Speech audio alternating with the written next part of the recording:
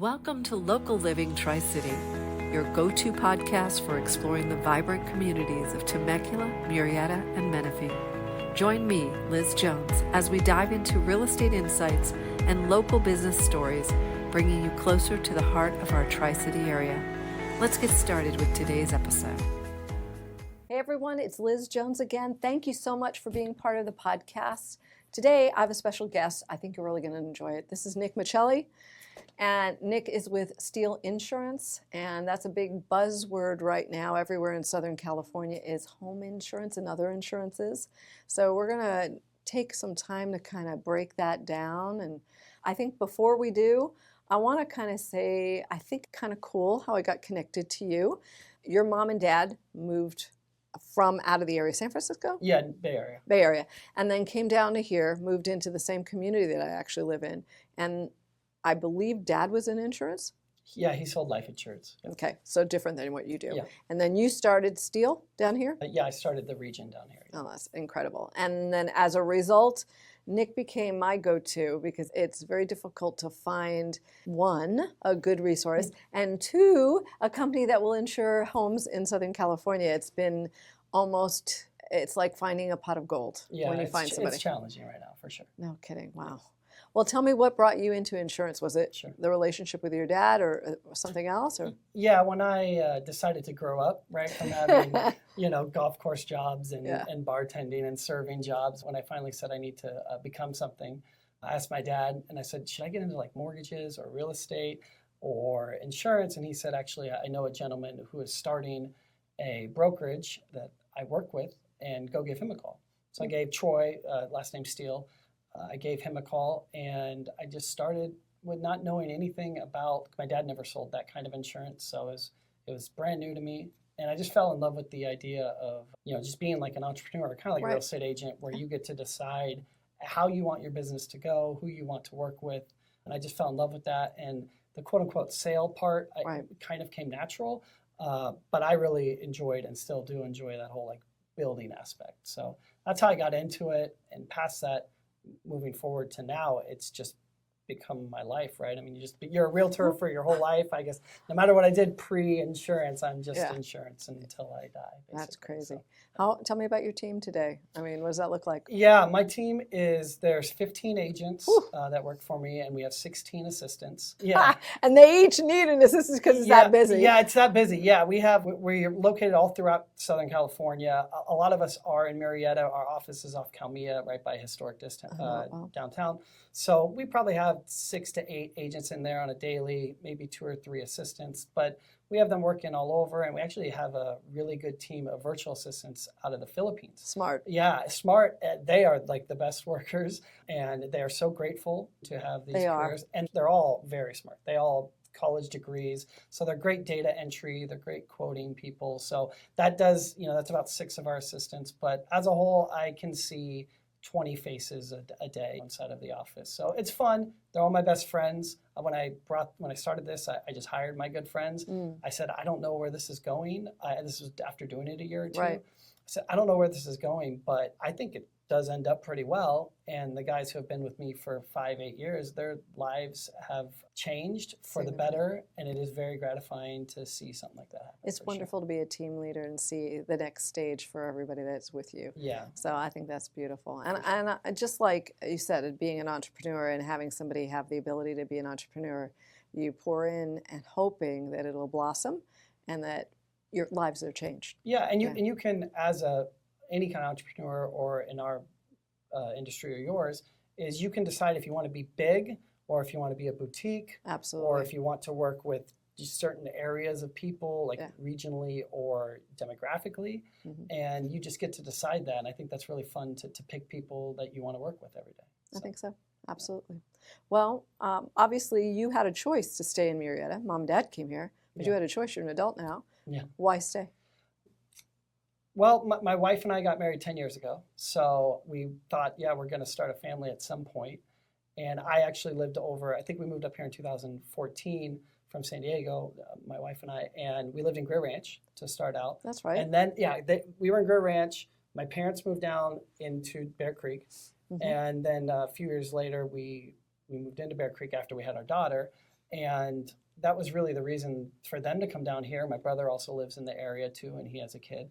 So there was definitely the having them around, having a free babysitter, that's kind of nice. I mean, they're where we live, they're on the way out of the community, so we can just drop her off as we're moving. So it's a good vibe for sure. And just the area as a whole for raising a family is really, really good. It fits well with what my wife's family orientation is. It fits well with our values for sure. And the community where we live, exactly where we live, incredible. Is beautiful. Yeah, I'll segue real quick on that. Is for those of you that don't know, Nick bought a house and it was a great house, but somewhere in his ownership, he decided it needed to be greater and did a complete, I think you took all but one wall down or something like that. Everything that made it not to be brand new new build. Yeah, exactly. Yeah, and that was a big undertaking. Yes. How was, for those people that are contemplating the same thing, an old house and taking it and making it their own, because sometimes that's better than buying new with the style and the quality of some of the new builds. Yeah. How was that experience for you guys? Yeah, to be honest, if I could do that and make like the kind of money that I make doing what I'm doing now, I would do that for a living. It was fun, huh? Oh my God, it was so much fun. And it brought out this whole side of my creativity because, my job is so analytical that it's like I got to be creative in this moment. And it was, okay, I'll say this. When we started the project, we went away for 2 weeks. So we lived in Scottsdale while the whole thing was going on. Oh, wow. But so I kept coming back every 2 weeks to check on it. And the first 2 weeks or 3 weeks is demo. Right. That happens fast. Yes. So 2 weeks later, I come back and I walk in the front door and I walk to the back and it's gone. And I got overwhelmed. Of course, that is scary. This was not what I thought was going to happen. I just thought they were going to bang up some walls and do some stuff. Turns out what we had set up or planned was not that, and they just scraped everything. So it was definitely overwhelming when I walked in. And if I'm talking about like buying new or buying a custom, let's say, or building one, look, I got to choose every single finish. So that was very fun. Do I think the cost of doing it, it's probably about the same. Just buying something that's already done versus just because of what construction costs are right now, and that's a topic for insurance as well. Markups are very high. So, but I got to do exactly the dream house we wanted. It fits my daughter Savannah, what she wants to do in the house and what I want to do.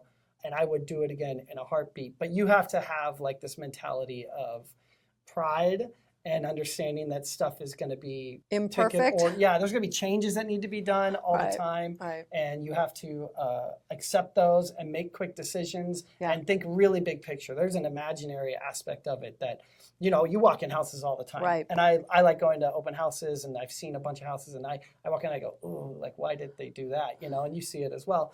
And so like having a vision of what you want it to look like and then it coming to fruition and it being appeasing to the eye is something that I don't know if you are born with it or if you have to learn it or if you just walk into a lot of houses and say, ooh, this looks good, this looks good, and then just like take pictures and note it down. Right. But, I would say if you have the ability to build your own and you can wait, we got it done in a year, which was really fast. That is 10 and a half months. Because for a big custom home. That's really good. 10 and a half months was quick, with including demo.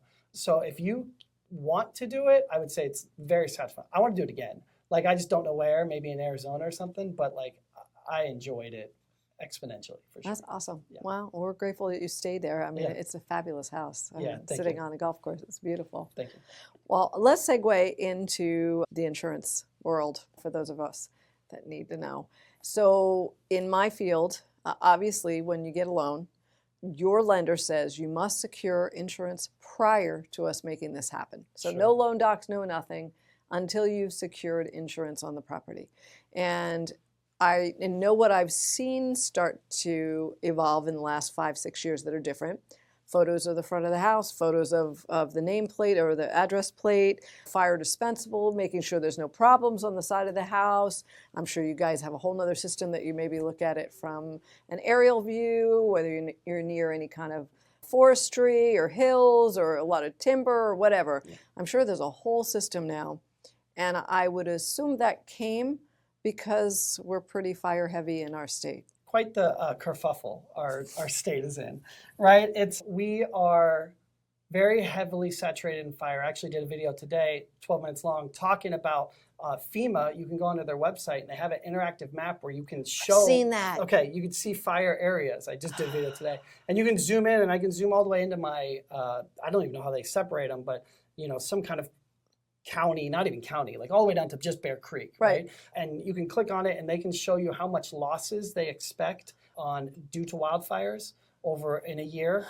And then you can zoom out, you can go to areas that aren't as fire risk, whatever. But in Southern California, we're a desert with a lot of foliage that's kind of burnt up, or kind of dry. So we are just going to be in a fire risk, no matter how you chop it.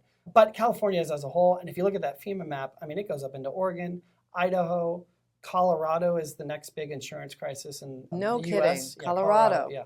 Texas is just starting right now. Florida was a couple years ago. Florida's finally coming around the back end of it, like 5 years later. So we're thinking we will probably come out of this in maybe 2 years. Texas is just starting, and then Colorado's the big one. So it's not just a California thing. Right. That's what I think people think of the most, is that, California, the state, whatever political view you have about it. And sure, there's definitely things that insurance companies want to do that the state doesn't want to allow them to do. But it's when you look at like cost of home insurance across the nation, we're like 20th. Wow. So there's plenty of room for us to go up. Also, you go look at all these states and their average cost of home insurance, and there's no red or blue in them. It's really just like natural disaster areas. You go up where there's tornadoes, you go where there's hurricanes, you go where there's fires, they're going to pay more. The reason you have to pay for these big catastrophic events is because you have what's known as reinsurance. So it's an insurance company getting insurance. So a company as big as, let's say, State Farm or Mercury, they have to protect themselves in case a $500 million claim happens. So they'll go buy reinsurance with a deductible of like $50 million from a company, Lloyd's of London, AIG, the biggest reinsurance companies in the world. And that costs a lot of money. So what happened was, when we started to have all those fires in Southern California, or in California, I should say, right? We had the Paradise Fire. Right. We had the one up in Santa Rosa, and then we had them all throughout Southern California and LA, and even down in like San Marcos in 2018, 17, 18. Those were the two largest years back to back of costs for insurance companies. So after that, reinsurance companies said, we need to charge more. And what they've done since before that and after that is they've gone up about 5 times. So it used to be for every dollar an insurance company would take in, let's say Mercury, they would pay 5 cents of that towards reinsurance. Yeah. Now that's 20 cents. Oh. Wow. But here's the kicker. The problem is the state won't allow insurance companies to charge for, like, they won't let them pass through that big cost at 15 cents. So then it doesn't not profitable for these companies to be here, so they're exiting. Or they are just not writing insurance. There's something that the state will say that there's 120 insurance companies writing right now, and that's not true. Right? I mean, I sell 25 companies, of which I'm going to quote someone with like 4 or 5 of them right now. Right. So there's probably about 20%, maybe even 10% of the insurance companies are actually writing on home insurance currently in California. In California, yeah. And that's not just California, because I sell in Arizona too, and there's definitely companies that they have very strict underwriting.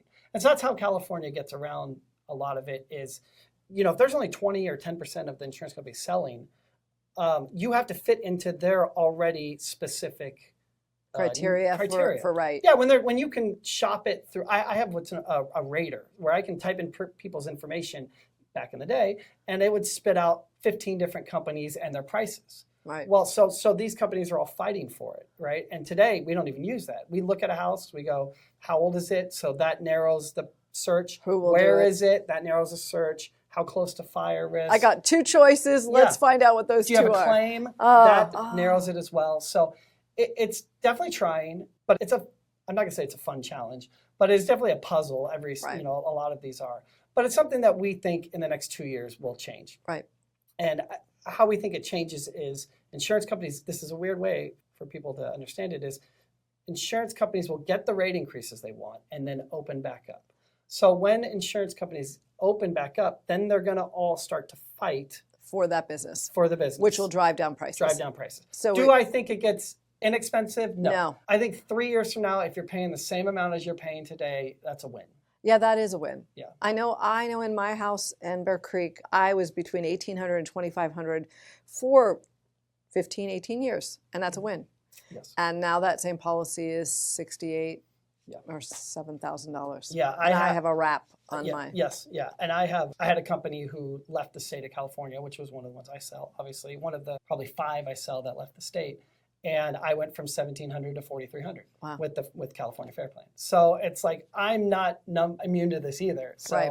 I get what people are dealing with. I say like I'm basically like a doctor in an ER, Right. and everyone, you come in and you broke your arm, right? Right. It's your policy, and it's like your arm, and it's very important to you. And I'm thinking I've seen this 10 times today, right? And so I'm trying to give as much knowledge as I can, because I think I could be compassionate with Right, you. right. But it's not going to help you. It's not going to change it. I think It's people broken. it's broken. I think people would rather just know what's going on, and then they can make a decision, an educated Yes. decision. And even if they don't go with me, or if some people call me and say, hey, my rate went up X amount with this company, can you help me? And I'll look at it, I'll go, you're in the best spot, and you're probably paying 30% less than you should be. You know, Right. I'll give them knowledge. If they're not my client, I still want to try to help someone understand the market that we're in. Absolutely. I'm just a teacher right now, honestly. I don't sell like at all. I give people options and knowledge, and then they just decide. It's weird. It's different for sure. Well, let's talk about California Fair Plan, because I know Okay. I've got it, and I know that's a big question. And I can tell you what the people that believe they're knowledgeable say, that sucks, don't go that insurance. Sure. So why? Well, I get it. It is a government-funded insurance plan, and I imagine it's going to cover the bare bones basic in an emergency. And that's what I hear most people say. Okay. Right. What's the truth? Sure, I love that. So the California Fair Plan actually started in the early 90s after the Rodney King riots. Oh. So it had nothing to do with wildfires. It had to do with insurance companies not wanting to go into these areas that had a bunch of vandalism or fires, right? Them setting Right. fires to it. So it actually had nothing to do with wildfire, and it morphed into that. When I've been doing this 13 years, I think. Yeah. The first 10 years, I would sell 2 of these a year. I sell 20 of these a month now.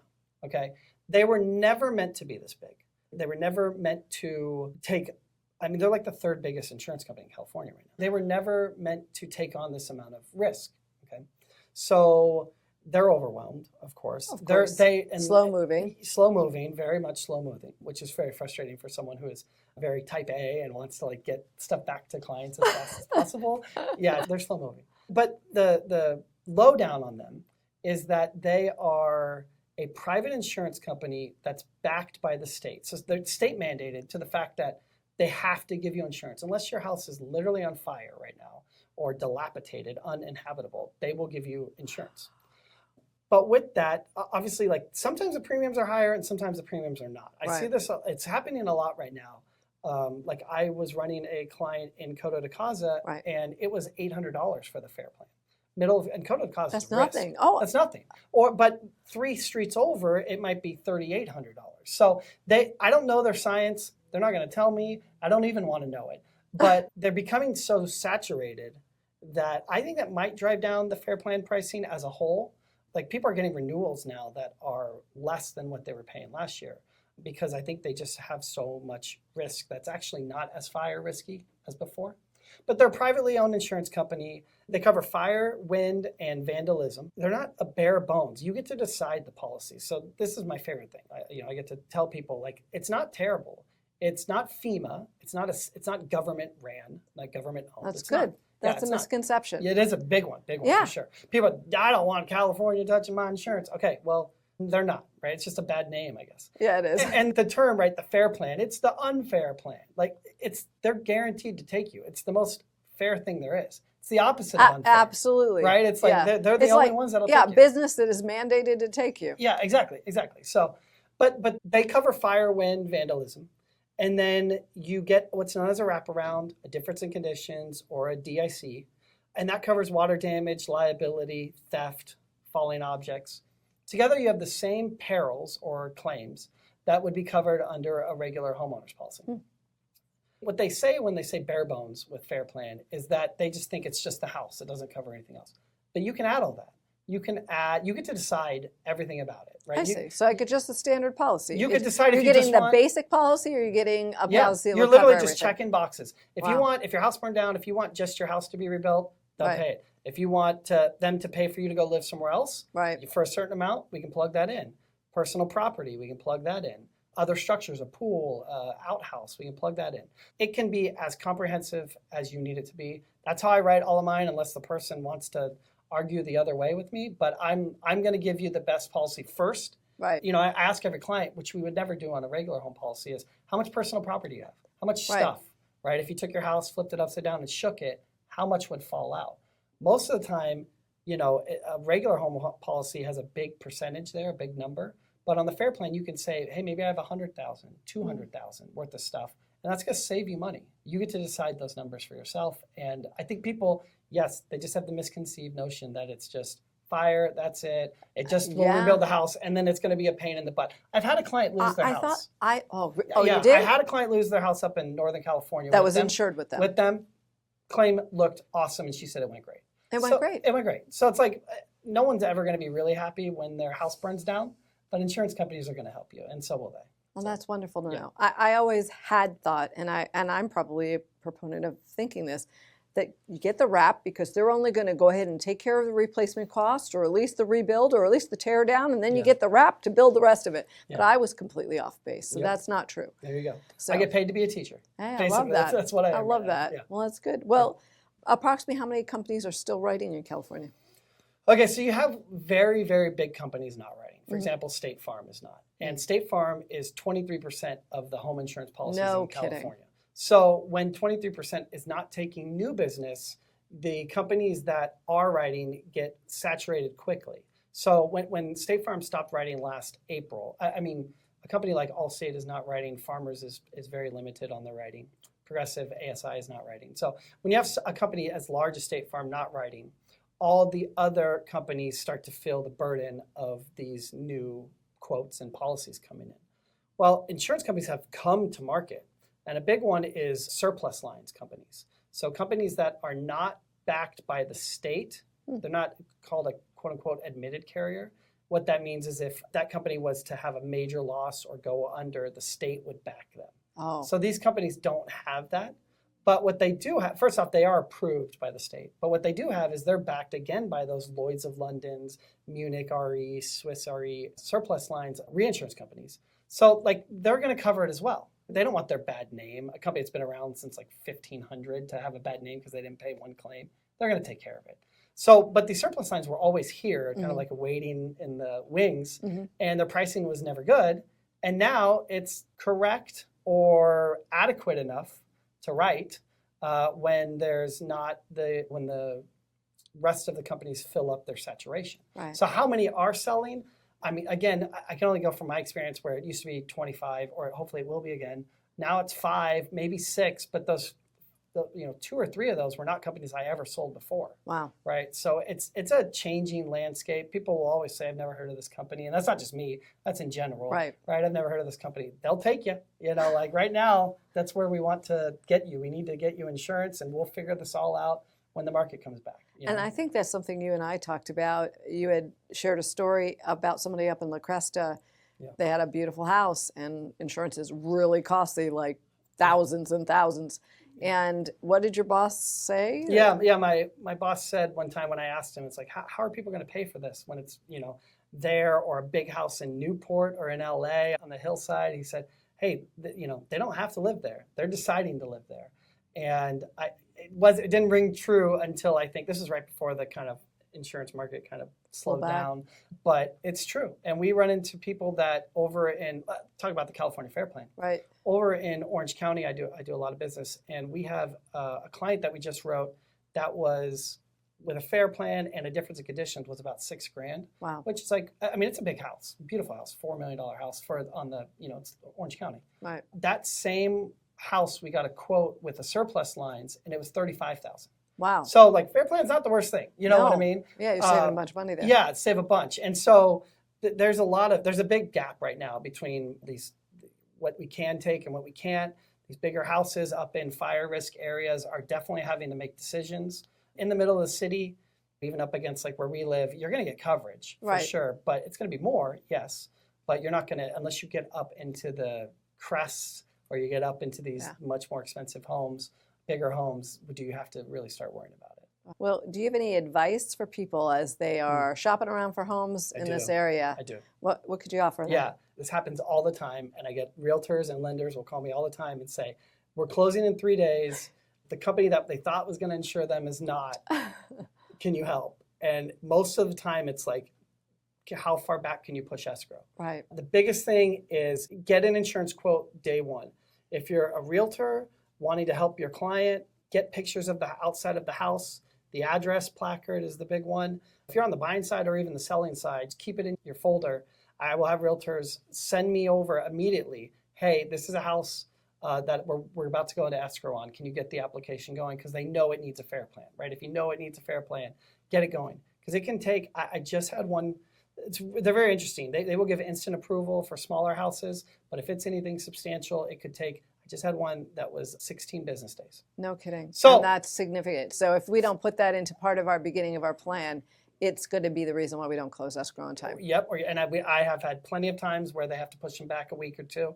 And for the client, they're calling us, and I could explain like the fair plan.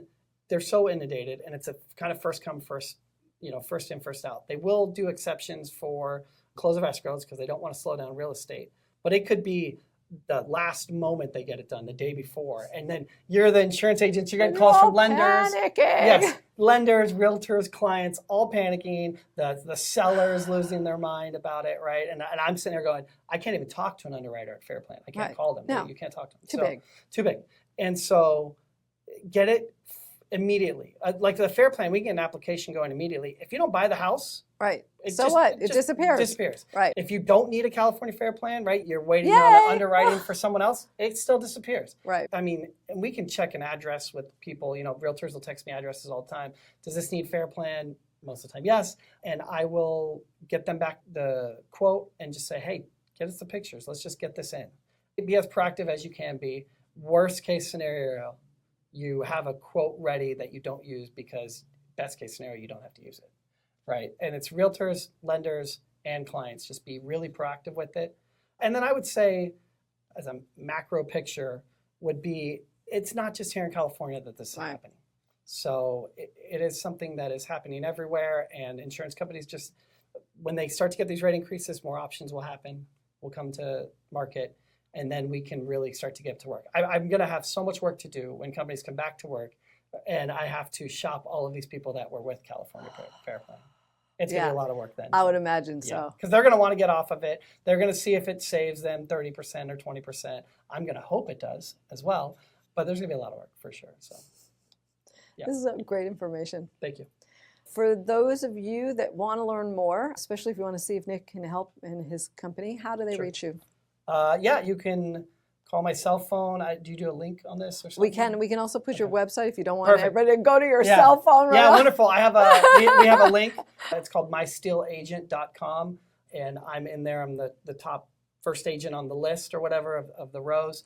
And you can go in there. You can call me from there. You can fill out information. So you can just fill out your info. I get 3 or 4 of these a day that people fill it out, send it. We get it. We start working on it immediately. It fills a bunch of info on the house for you once you type it in. It's a lot of really good pre-fill stuff on it. So, yeah, we would love to help as many people as we can. And like I said, just give information. And if you think you're getting a bad deal with your current company, I'll be honest and tell you you're getting a great deal or you're getting a bad deal. I love it. Yeah. And for those of you that are either buyers or sellers or even agents out there, that was a tip that I'm going to use in my business. That day one, we're going to have pictures of the property and the placards and the sides of the house and ready for that. And when we get an escrow, like we just put one in today, we'll make sure we get it over to you. Yeah, because MLS photos sometimes don't work. Most of the times don't have the address. Right. Placard on them. And sometimes they're so high quality resolution that when we try to upload them, they don't work and we have to slim them down. So, you realtors spend a lot of money on those pictures. So sometimes they want to just look like Google Street View. They want to look dumbed down. Dumbed down. I mean? Yeah. That makes sense. That makes sense. Well, thank you so much for taking the time. Absolutely. I'm sure that there's going to be a lot of stuff on your website if people need help, and I'm glad you have a big enough team handle all the calls you're going to get. Yes, ma'am. Thank you so much for being here, Nick. Thanks. And thanks to everybody for listening. Until the next time. Thank you for listening to Local Living Tri-City. Stay tuned for more insights and stories from Temecula, Murrieta, Menifee, and surrounding areas. Be sure to subscribe, leave a review, and share this episode with a friend that is passionate about the Tri-City area as you are. Goodbye for now, and we'll see you next episode.